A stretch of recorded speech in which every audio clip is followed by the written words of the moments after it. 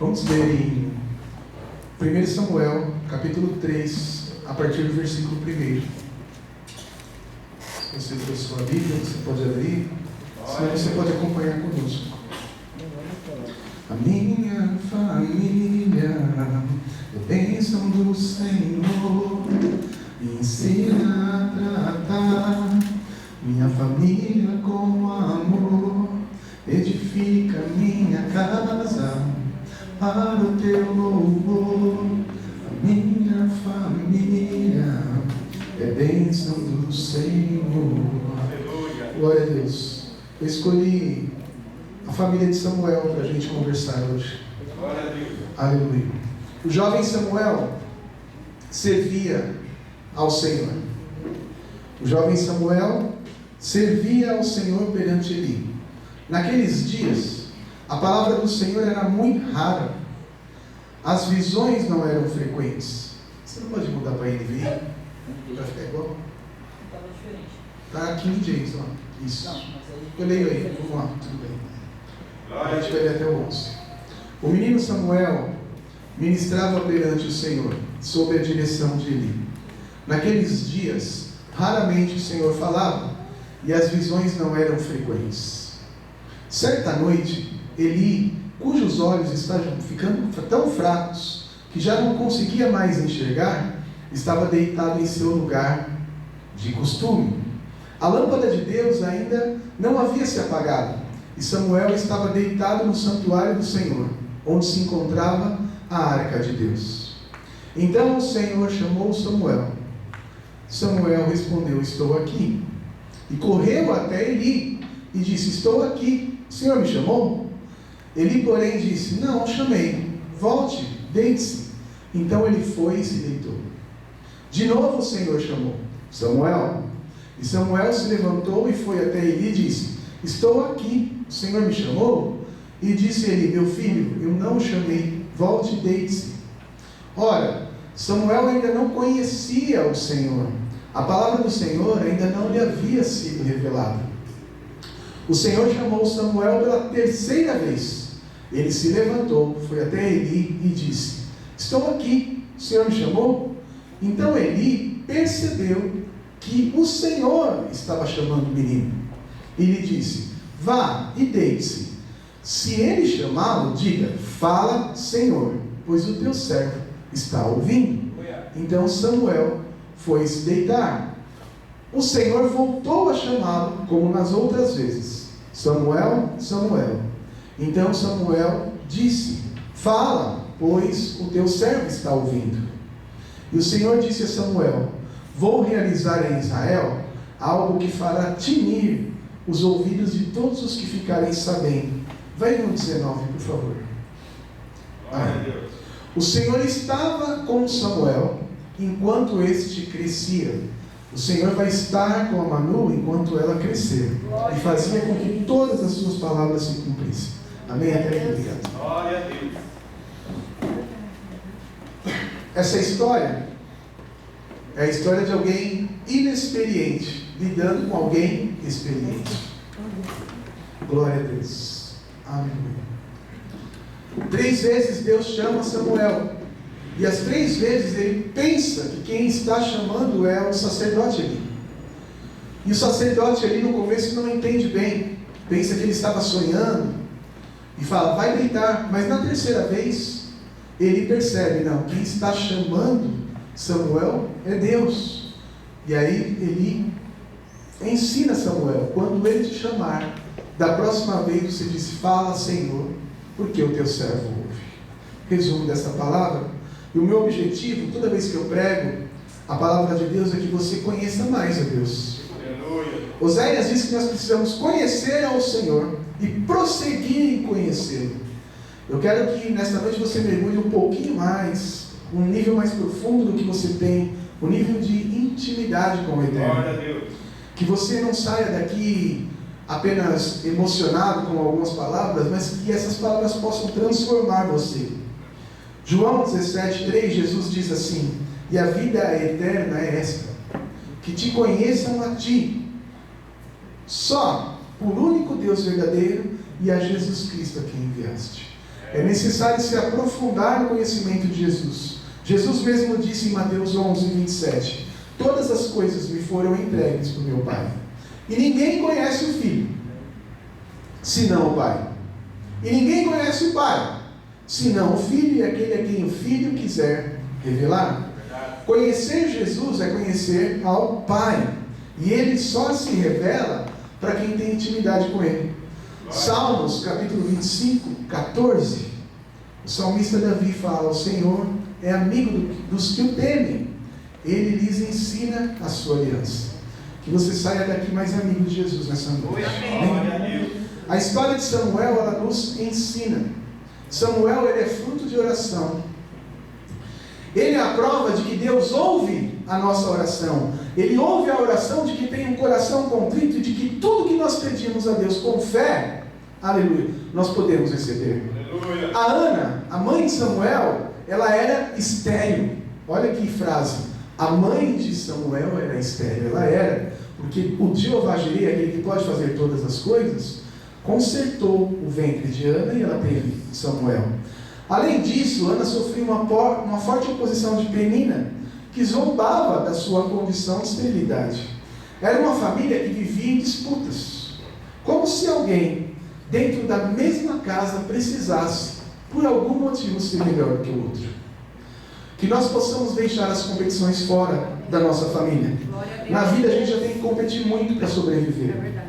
Que as nossas casas sejam arraigadas de paz, de amor, de harmonia, como nós acabamos de louvar aqui.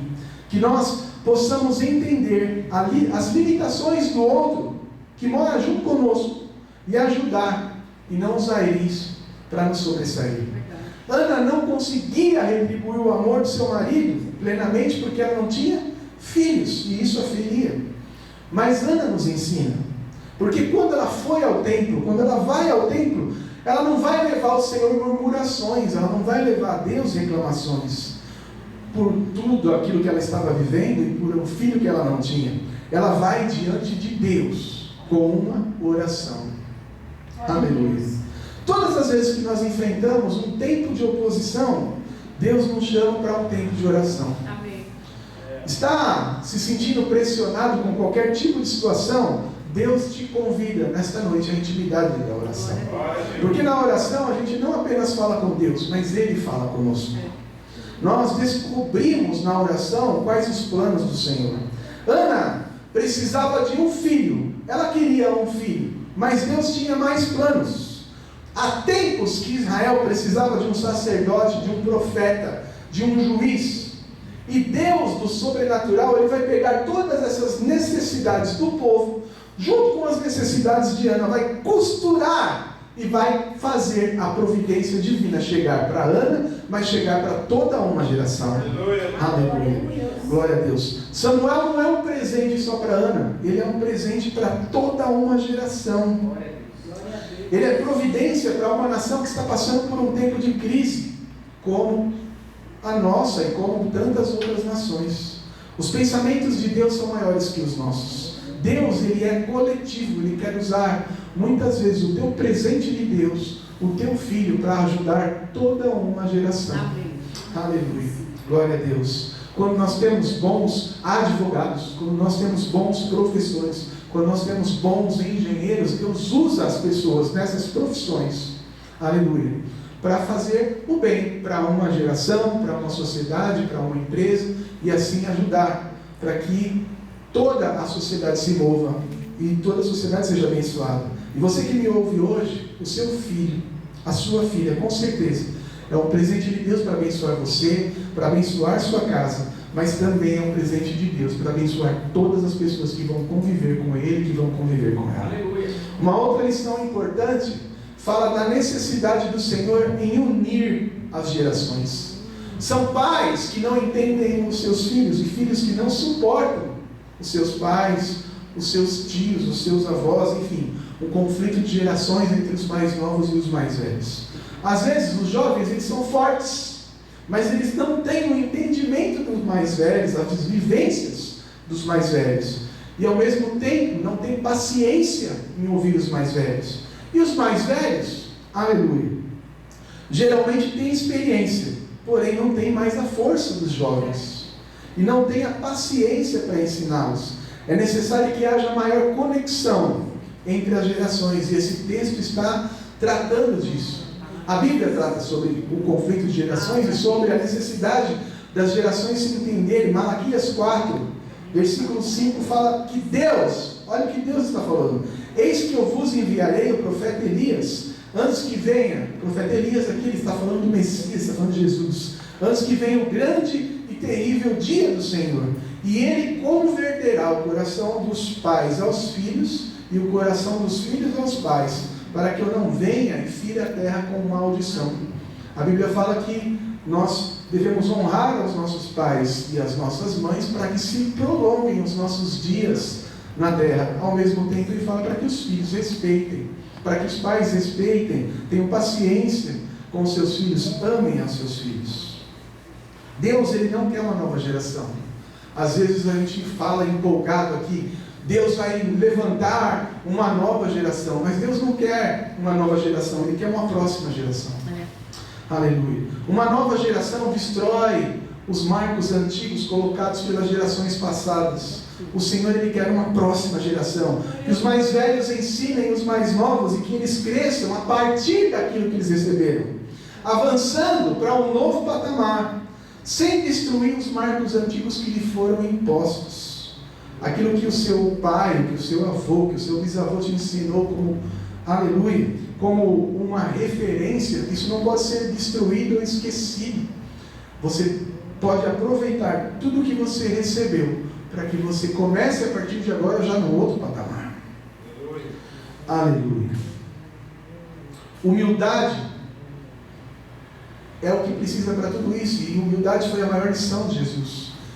Jesus, a Bíblia fala que Ele é Deus, Ele é grande, Ele é rei, mas ao mesmo tempo Ele veio para servir a todos nós, Ele se esvazia, Ele vem para ouvir, Ele vem para conviver, Ele não vem para excluir, mas Ele vem para abraçar a todos. Aleluia. Não faz acepção de pessoas, visita a todos, se esvazia de a si mesmo e assume forma de servo, condição de homem simples, um simples carpinteiro do pequena vila de Nazaré. Jovens, ouçam seus pais, ouçam os mais velhos, aleluia. Aprendam com eles, com os seus ensinos, com as suas histórias de vida e até com os seus erros e com os seus acertos, aleluia. Porque vocês vão crescer mais rapidamente. E nós, já estou me incluindo, hein? Depois de 50 tem que se incluir, né, Alexandre? E nós, os mais velhos, tenhamos paciência com os rompantes da juventude. Nós temos que aproveitar da força dos nossos jovens para fazer com que o reino de Deus e com que a sociedade prospere. Uma das coisas mais feias que eu posso ver nos dias de hoje, aleluia, são pais que competem com os seus filhos para ver quem tem mais sucesso, para ver quem é melhor. Deve haver alegria nos pais e não inveja ou qualquer complexo de inferioridade por ver os filhos conquistando e progredindo. Da mesma forma, os filhos deveriam se orgulhar muito do patamar que os pais conquistaram, porque muitas vezes partiram de um ponto muito inferior ao nosso. Pais, vocês têm que pavimentar as ruas para que os seus filhos possam colocar uma quinta marcha. Vocês têm que correr para que os seus filhos possam voar. É a partir do que você entrega e do que você transmite que eles vão começar. Então é natural que os nossos filhos nos superem. Deixe eles voarem, deixe eles fazerem do jeito deles. Confia, porque você já ensinou o que ele precisa. Eles já aprenderam com vocês. E filhos, humildade. Aleluia. Vocês não iam chegar em nenhum lugar sem a sabedoria de seus pais, sem a sabedoria dos mais velhos, dos seus avós, dos seus tios. Aleluia. De vez em quando novas situações surgirão e nós vamos precisar, e os jovens vão precisar de novo das experiências dos mais velhos. Que o ambiente entre as gerações seja de harmonia, de amor, de admiração, de aprendizado entre as partes.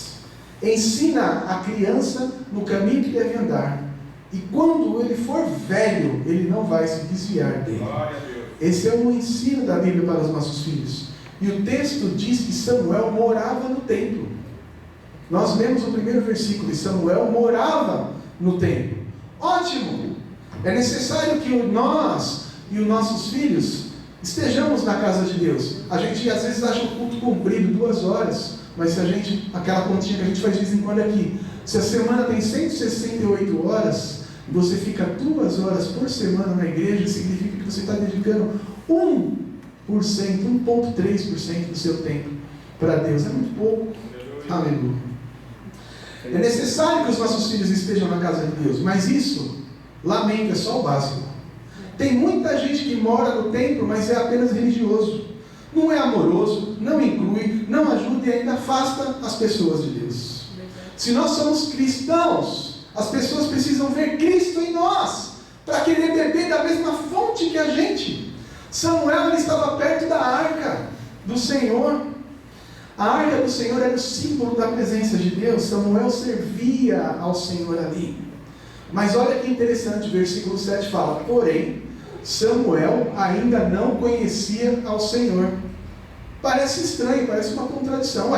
Morava no templo, servia no templo, mas não conhecia ao Senhor? Tinha intimidade com o templo, mas não tinha intimidade com o dono do templo. Aleluia.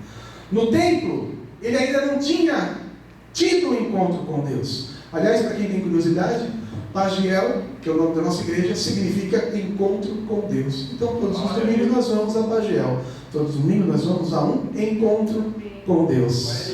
Aleluia. Ele não tinha ouvido, a Bíblia diz, a voz do Senhor. E isso nos ensina, isso nos alerta. Deus tem sempre mais para nós, sempre mais, mas Ele sempre também quer mais de nós. Aleluia. As experiências com Deus, elas são continuadas.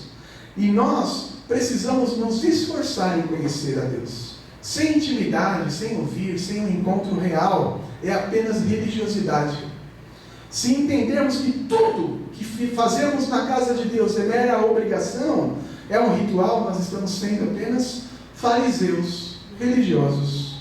Aleluia. Sem essência de Deus.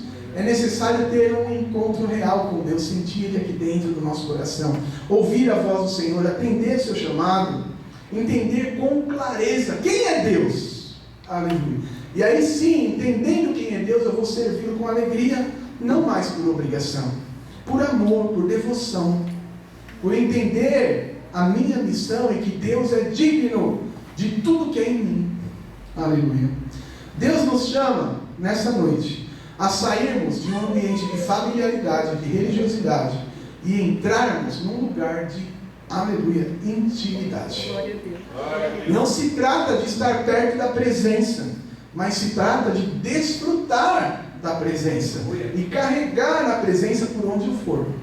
A Bíblia diz que Samuel servia ao Senhor. E parece que a gente não gosta dessa palavra, servir. Você gosta?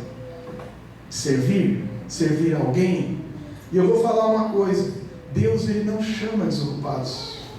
Ele não gosta dos desocupados. A Bíblia está dizendo aqui: Samuel servia ao Senhor e servia a Eli. E por isso ele foi chamado. Eliseu, um grande homem do Velho Testamento, ele estava na lavoura, arando a terra, quando Deus, aleluia, manda Elias chamar. Gideão, a palavra diz que ele estava malhando o trigo no lagar. E aí chega um anjo perante ele e fala: varão valoroso. Davi estava apacentando as ovelhas do seu pai, quando Samuel, esse menino aqui, vai lá, aleluia, ungir a Davi como rei. Todos estão trabalhando de alguma forma quando Deus os chama. Amém. Todos estão servindo, aleluia. E se nós temos no coração fazer algo para Deus, a gente não pode ficar esperando sentado. Tudo que fizermos, nós temos que fazer como se nós estivéssemos fazendo para o Senhor. Não só na igreja, mas aonde você trabalha. É advogado? Seja o melhor defensor dos seus clientes. É pedreiro? Construa a melhor casa que alguém já viu. É professor, é professora? Ajude a nossa sociedade. Ajude as crianças a terem uma boa educação. É vendedora? Faça boas vendas honestas. Aleluia. Um ganha-ganha para a tua empresa, mas para quem compra também. Aleluia. O trabalho mais visto por Deus é aquele que é feito nos bastidores, onde ninguém vê, onde ninguém elogia, onde ninguém aplaude, onde nós estamos planejando, preparando, estudando, encontrando uma forma de fazer o nosso melhor. Quando você serve dessa maneira, o Senhor vai te colocar em lugares altos. Na igreja, a pessoa que limpa, a pessoa que arruma, o porteiro, aleluia. Essas pessoas podem ser muitas vezes as pessoas mais importantes do culto. Às vezes a gente não precisa de palavras, mas a gente precisa de atitudes. Tudo limpo, arrumado, um abraço na hora da entrada, uma recepção calorosa, uma despedida sincera, com um desejo real de rever a pessoa, de rever o irmão. Muitas vezes toca o fundo da alma de quem está sendo servido. Nós fomos levantados por Deus para servir. E Samuel servia ao Senhor perante Eli. Ele era o sumo sacerdote, uma autoridade constituída por Deus. Mas ele já estava muito velho, cheio dos defeitos, mas lembrando, colocado ali pelo Senhor. E Samuel, ele não servia a si mesmo, mas ele servia diante de alguém. Eu vou falar algo, Deus ia moldar Samuel para ser um grande líder daquela nação. Mas antes de liderar, Samuel aprendeu a ser liderado e aprendeu a servir. Só bons servos serão bons líderes, eu não tenho nenhuma dúvida disso. Se você hoje está abaixo de alguém, em qualquer esfera da sociedade, sirva com excelência, porque aqueles que são fiéis no pouco são colocados no muito pelo nosso Deus. Aleluia. São exaltados pelo nosso Deus. Quando você for líder, e você será em nome de Jesus, você vai desejar ter uma equipe que te serve com excelência e fidelidade. Então você seja hoje o liderado que você um dia deseja ter. Sirva sempre ao seu líder como se você estivesse servindo ao Senhor. É o que está escrito na Bíblia, na palavra de Deus, porque isso é bom e agrada a Deus.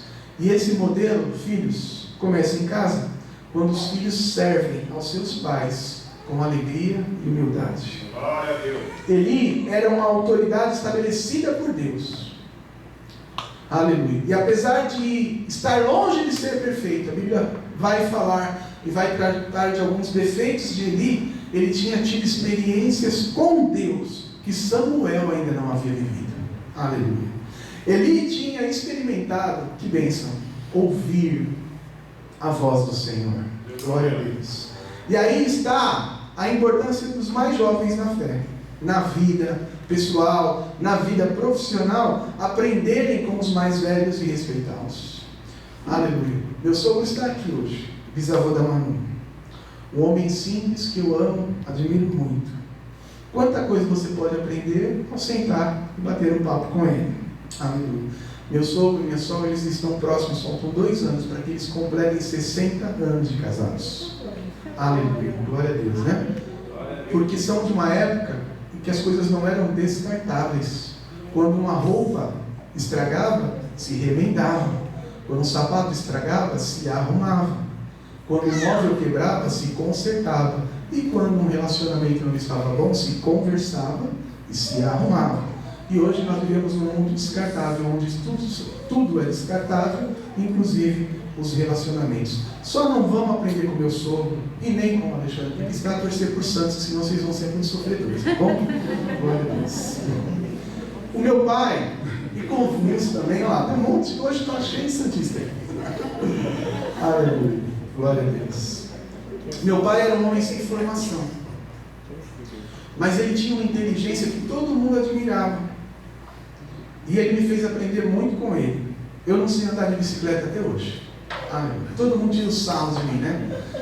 Outro dia eu estava, vou até sair um pouquinho aqui da palavra. Eu estava vendo, como é que é o nome daquele lugar bonito lá? Maldivas. E aí eu descobri que eu não posso ir para Maldivas, porque eles dão uma bicicleta para a pessoa que é tudo muito longe. Então, senão você tem que andar muito a pé. Eu falei, nossa, eu não posso ir para Maldivas, porque não sei andar de bicicleta. Não é nem porque eu não tenho dinheiro, viu, irmãos? É só porque eu não sei andar de bicicleta. Aleluia.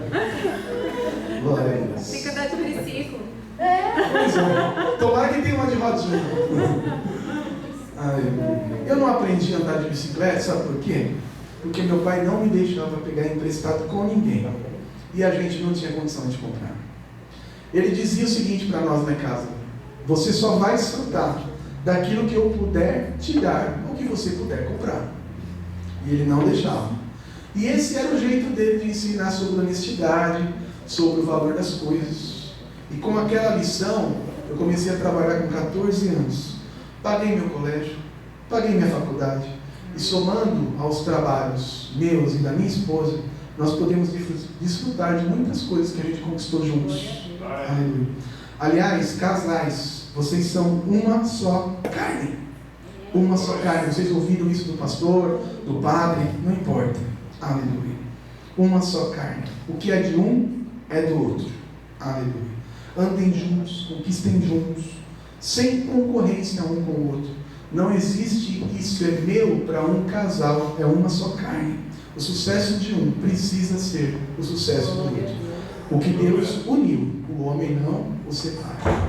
A Bíblia fala que naquele tempo de Samuel, aleluia, a palavra de Deus era muito rara e as visões não eram frequentes. Mas ser raro e não ser frequente não quer dizer que não exista. Aleluia. A voz de Deus e as suas visões não tinham cessado completamente.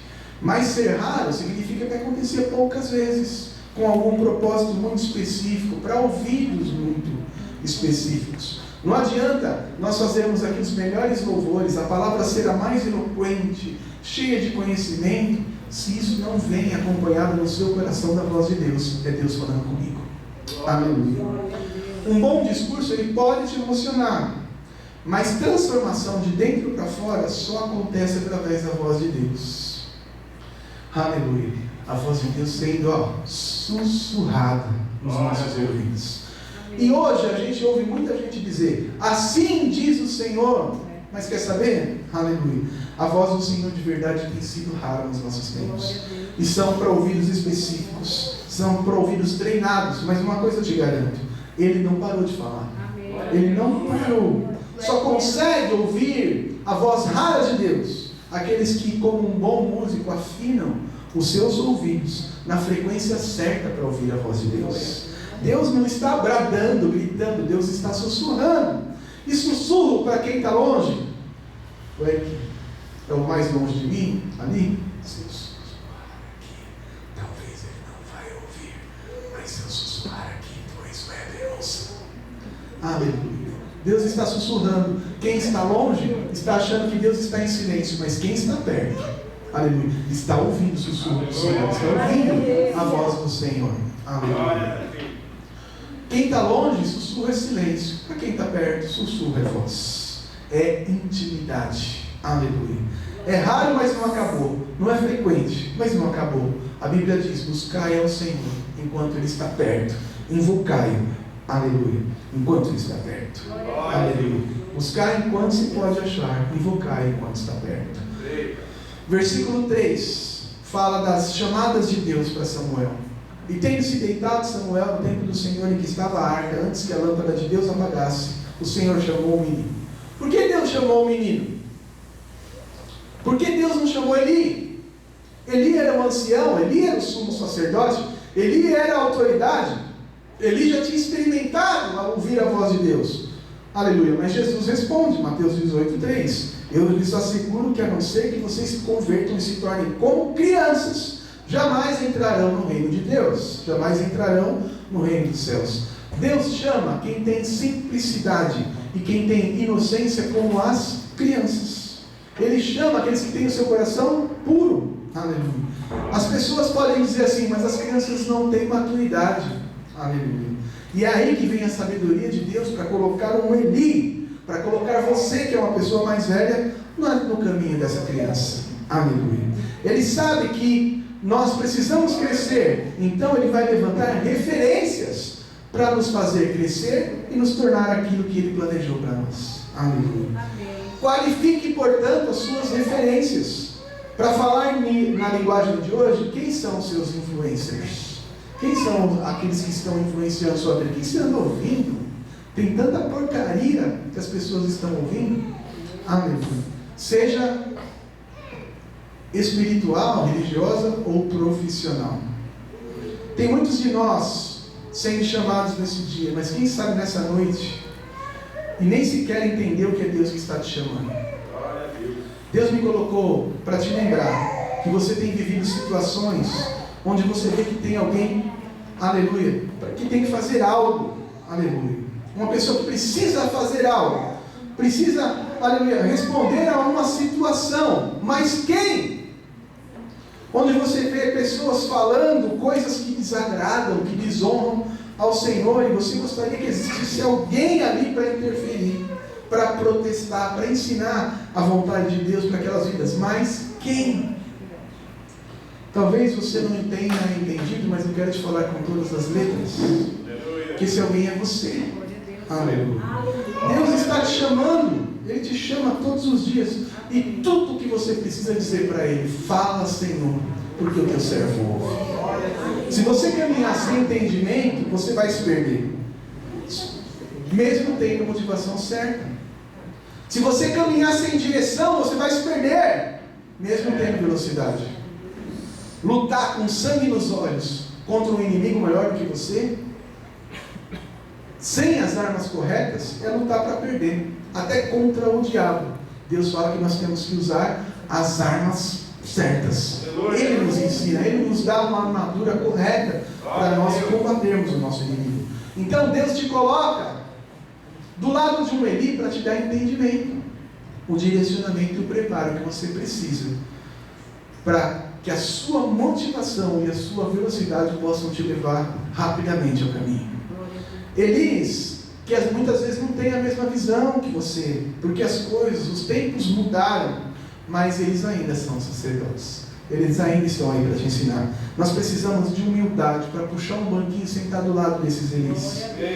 Ouvir pessoas que o Senhor nos deu para nos ensinar. Os mais velhos, por sua vez, precisam ser mais resilientes, mais pacientes para lidar com os mais jovens. Porque os jovens são um terreno duro, muitas vezes pedregoso, é verdade. Mas acredite, são um terreno fértil, são herança do Senhor para a tua vida. E vão dar muitos frutos para o Senhor. Se você tem um ensinamento para alguém que precisa, não retenha, mas repasse, para que ninguém se perca. Deus quer conectar, Ele quer unir as gerações, para que ninguém fique para trás. Na terceira vez que Deus chama Samuel, ele vai até Eli. E aí, o experiente ouve e entende tudo. Aleluia. Já sei quem está te chamando, Samuel. Não sou eu, é o Senhor, eu já tive essa experiência. Eli, ele não sentiu ciúmes de Samuel. Essa lição é importante. No reino de Deus há espaço para todos. Há tempo para todos. Não há lugar para estrelismo, para individualismo. Não deveria existir isso em lugar nenhum. Eli não fechou a porta, mas ele destravou o ministério do Senhor. Tem gente que não deixa as pessoas passarem, fica na porta impedindo o crescimento dos outros. Aleluia. O mais sábio, nesse caso, ensinou o mais moço. Como responde ao chamado do Senhor? As duas gerações ali estavam mostrando que uma depende da outra. Quando ele te chamar, Samuel, aleluia, responda, fala, Senhor, porque o teu servo ouve. Uma frase curta, uma frase simples, mas carregada com a sabedoria que só os mais velhos têm. Nessa pequena frase ensinada por Eli, ele posiciona o menino. Samuel se coloca como servo e coloca o Senhor como Deus. Samuel se coloca como ouvinte e quem fala é o Senhor. Fala, Senhor, porque o teu servo ouve. Deus chama uma, duas, três vezes. E agora, na quarta vez, Samuel vai saber o que responder. Porque ele recebeu do mais velho, de Eli, o que ele devia falar. E Deus, Ele é incansável em nos chamar. Quantas vezes Deus já te chamou? Nós é que não atendemos ao chamado. Deus chama Samuel, quarta vez. E o que muda na quarta vez que Deus chama Samuel? Mudou o jeito de chamar? Não. Aleluia. Mudou a forma de Samuel se posicionar.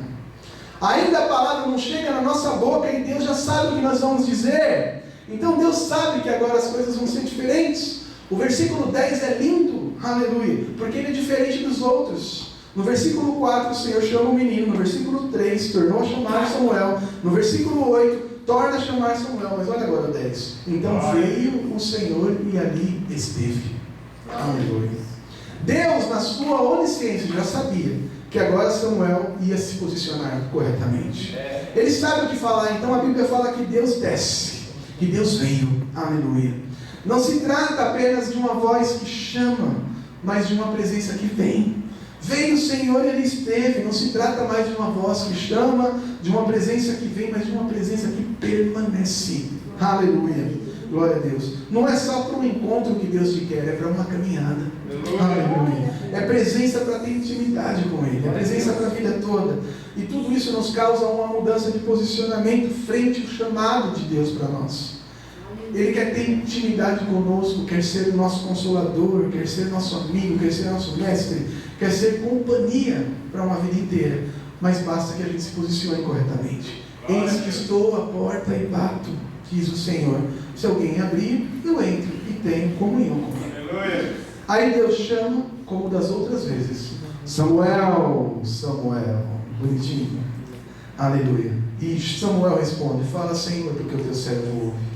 Quem fala é Deus, quem ouve é Samuel, quem ouve é o Márcio, quem ouve é você.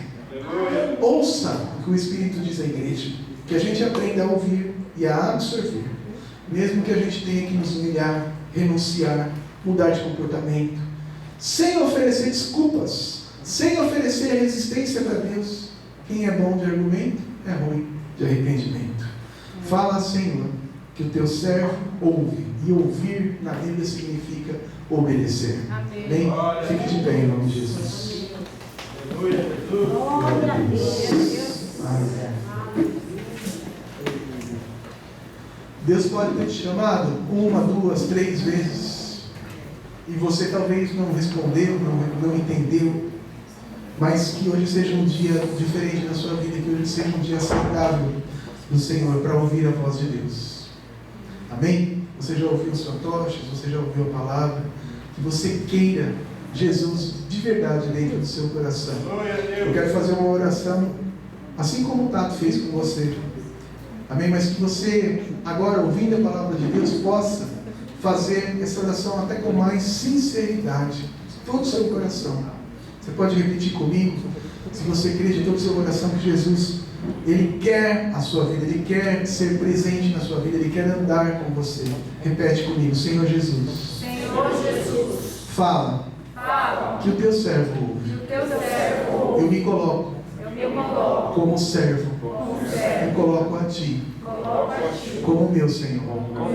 Eu me coloco como ouvinte. Me coloco a Ti. Como aquele que fala. Que eu possa ouvir e Te obedecer.